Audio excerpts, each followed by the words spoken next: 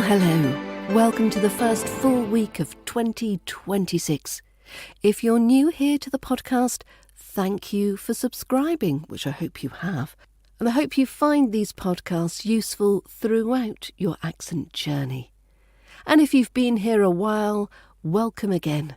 It's good to have your company. Now, I decided to start the new year by going back to basics. In this week's podcast, I'd like to explore why choose a British accent anyway? Why modify your accent at all? And is it really possible? This is more about the why rather than my usual how-to guides.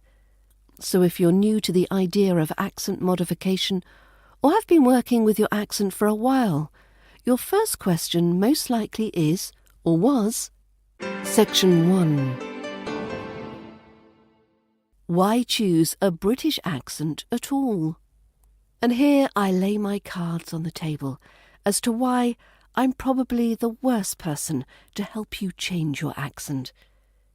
I love hearing English spoken with an accent, all different accents, whether it's a regional or a native language accented English. I don't know if it's because I have a mother whose native language is Dutch, so her English is with a Dutch twang.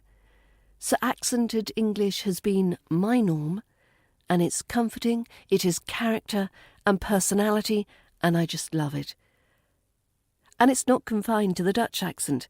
Many accents sound beautiful when speaking English. However, it's not all about me. Why choose a British accent when speaking English? And I am referring to received pronunciation rather than a more regional or local dialect here. Because on the surface, it does sound a bit unnecessary, doesn't it? You already speak English, people already understand you mostly, and no one is forcing you to sound like you've wandered out of a BBC period drama clutching a cup of Earl Grey. So why bother?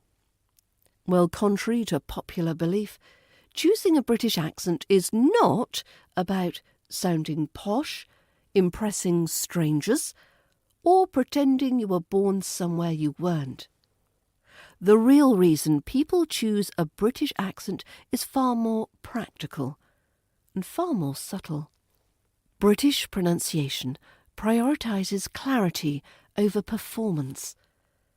RP British English is built around clear vowel distinctions, consistent stress patterns, calmer, more economical intonation.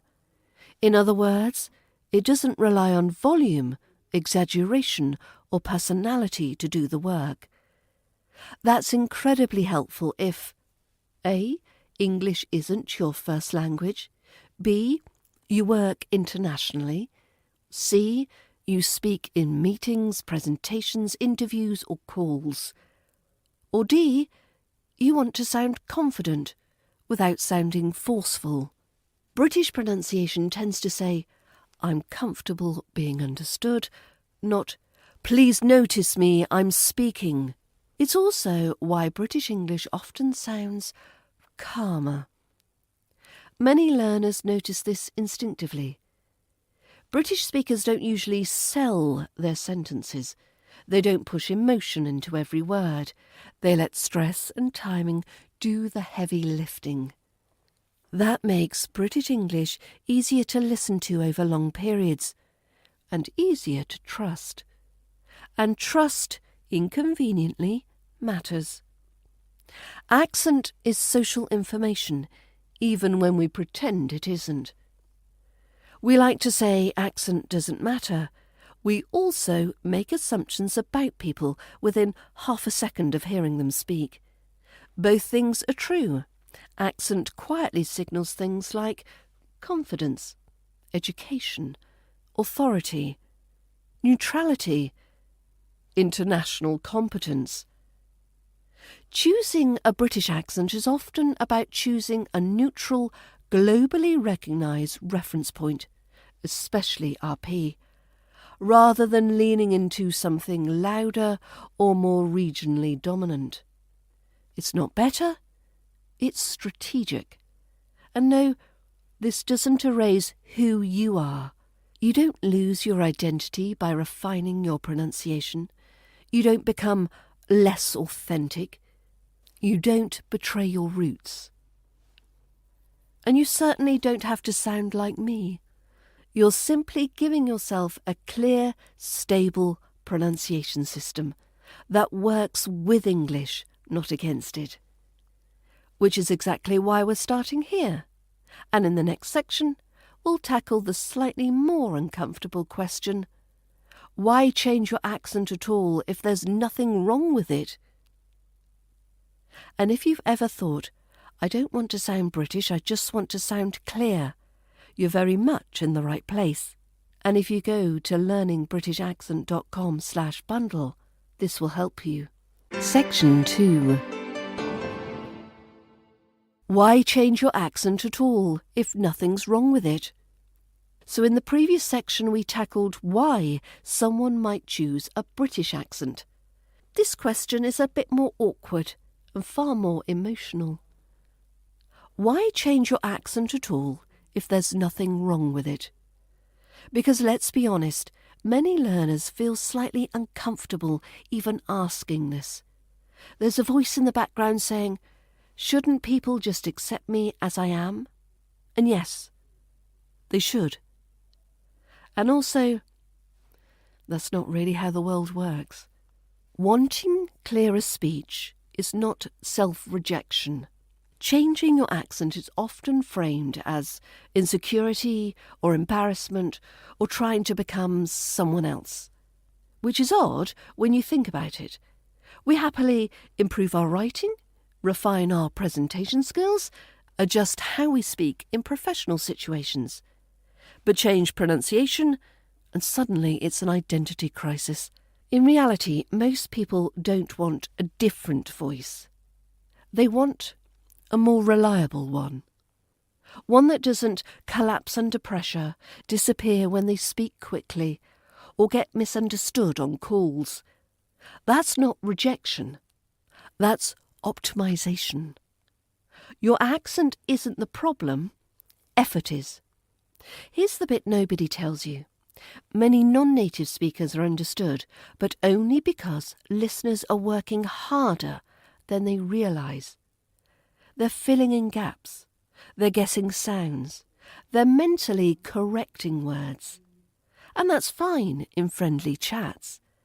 Less fine in meetings, in interviews, or presentations. Refining your accent isn't about correcting yourself. It's about reducing listener effort. And people respond very differently when understanding you feels easy. Accent affects confidence more than confidence affects accent. Learners often say, once I feel more confident, my accent will improve. And it's usually the other way around.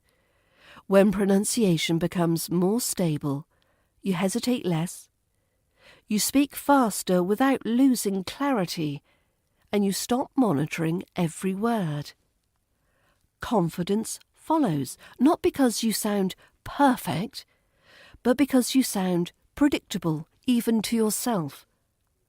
This is about choice, not judgment. No one has to change their accent, and no accent is bad. But choosing to refine how you speak English is like choosing clearer handwriting, better posture, a more organised argument. It doesn't erase where you're from, it just supports where you're going. And that's the point. In the next section, we'll get more practical and answer another common question. Can adults actually change their accent? Or is that a myth? Section 3. Can adults really change their accent? By day 3, most learners are asking a very practical question. Can adults really change their accent? Or is that just something YouTube likes to promise? Because you've probably been told at least one of the following. If you didn't learn it as a child, it's impossible. Or, your mouth is fixed now. Or perhaps your brain can't hear the difference anymore. All very dramatic, all completely unhelpful, and, inconveniently for the myths, mostly untrue. Your accent isn't fixed, it's automated. The reason accent change feels hard isn't age, it's habit. Your brain is extremely efficient. Once it decides this sound works well enough, it stops paying attention. That's why you can hear the difference when someone else speaks, but you can't reproduce it reliably yourself. You're not incapable. You're just on autopilot. Accent work is about bringing unconscious habits back into conscious control, briefly until new patterns take over, which reassuringly is something adult brains are very good at. What adults actually struggle with and children don't. Children succeed because they copy relentlessly, they don't analyse, and they don't panic about sounding silly. Adults, on the other hand, overthink, jump between accents, practice random words, and hope exposure will eventually sort it all out. And it usually doesn't. Adults don't need more passive listening. They need clear reference points. Progress stalls without focus, not without talent. Most learners don't fail because they lack ability. They stall because everything feels equally important, they don't know what to prioritise, and they can't tell what's actually changing. So practice becomes inconsistent. Confidence wobbles, and the accent only appears when reading slowly or trying very hard. That's not limitation of age, that's limitation of focus. Accent change is less about effort, more about accuracy. When you finally hear, "Oh, that's the sound I've been missing," everything shifts. Practice gets shorter, speech feels steadier, and your accent starts showing up without force. Not because you're working harder, but because you're working more precisely.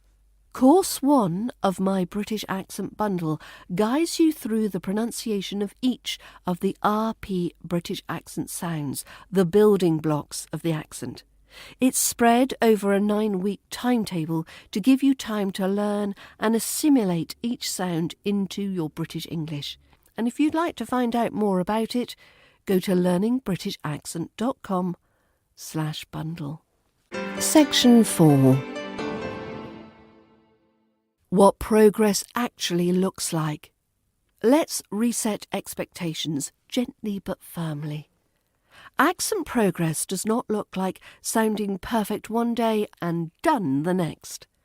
If that's what you're waiting for, you'll be waiting forever. Real progress is boring at first. Actual signs of progress include fewer hesitations, less effort to sound clear, mistakes that sound British, accent appearing without you noticing, not flawless vowels, constant consistency, or sounding like a native speaker. Those come much later, if at all, and they're not the goal. Accent change happens in layers. Most learners experience progress like this. 1, you hear the difference. 2, you can do it slowly.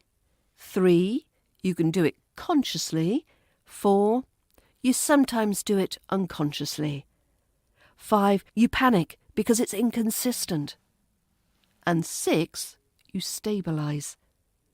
Step 5 is where most people quit, mistaking transition for failure. It isn't, it's the middle. Good enough is the real milestone. The accent that changes your confidence isn't perfect. It's reliable, predictable, and intelligible under pressure. Once listeners stop focusing on how you speak and start focusing on what you say, that's progress. Everything else is refinement. I hope you enjoyed this week's Back to Basics theme. If you have any questions, do get in touch. The email is mail@learningbritishaccent.com. It's in the show notes if you need it. And if your accent feels nearly there but not solid yet, you're probably closer than you think. And the British Accent Bundle can help you on your accent journey. Go to learningbritishaccent.com/bundle to join. And thank you again for listening, and I hope you'll join me next week for another episode of the Speak English with a British Accent podcast. And of course, don't forget, join that British Accent Bundle and start working on your accent this weekend. Take care. See you soon. Bye for now.